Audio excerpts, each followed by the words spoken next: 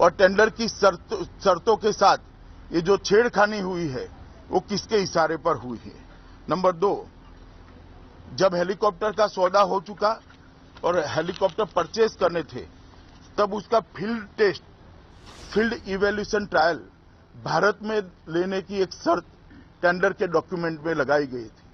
अचानक ही वो शर्त को बदल दिया गया और भारत के अंदर फील्ड इवैल्यूएशन ट्रायल लेने की जगह कंपनी के प्रीमाइसिस के अंदर फील्ड इवैल्यूएशन ट्रायल लेने का फैसला किया गया।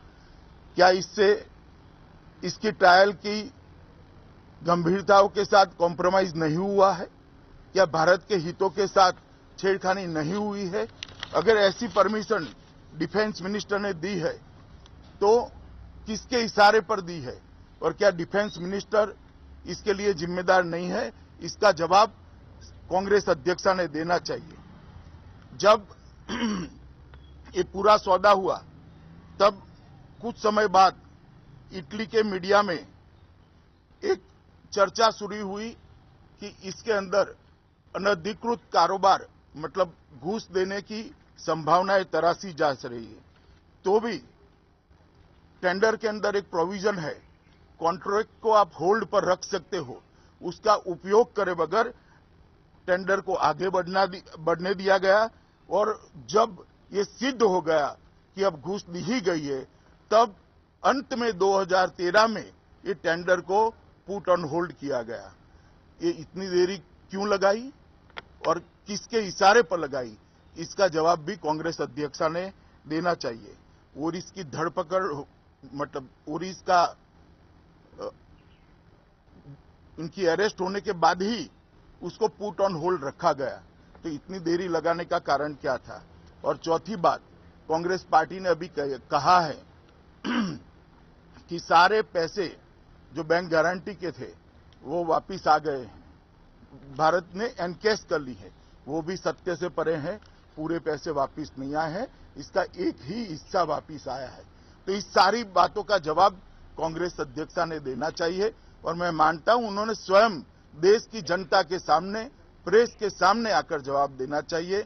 और मैंने पहले कहा जैसे उल्टा चोर कुटवाल को डांटे, उससे अनुरूप अब तो कम से कम शर्म कर ये प्रक्रिया में से कांग्रेस ने बाहर आना चाहिए। Scam which is now come in the public domain in India is becoming uncomfortable for the Congress party with regards to the questions that are being raised pertaining to its own leadership that has been identified in the Italian court. I'm of the opinion more and more examples with regards to the Augusta-Westland case, when it comes to the fore, it will expose the wrongdoings of the Congress leadership.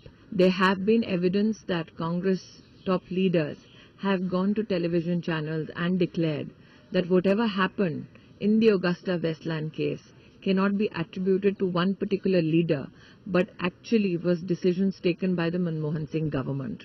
If in a faraway Italian High Court, bigwigs of the Congress party's named are mentioned, in a rank case of corruption, the party president has only asked question, Sonia Gandhi explained. Now, every day increasing evidence is coming as to how attempts were made to stall the CBI investigation. Non-cooperation. It is a part of the pattern of the Congress party. We respect Shri Amit Shah on account of his age, but he should have shown more maturity. Isn't Amit Shah ji the same person who was expelled from Gujarat as a tadipar by law of the land by an order of the Supreme Court? So he should not teach us law of the land. Find us on Facebook at facebook.com/ETNow and don't forget to click the like button. You can also follow us on Twitter at ETNowLive. To stay updated with all our programming, hit the subscribe button on our YouTube channel by logging on to youtube.com/user/ETNow.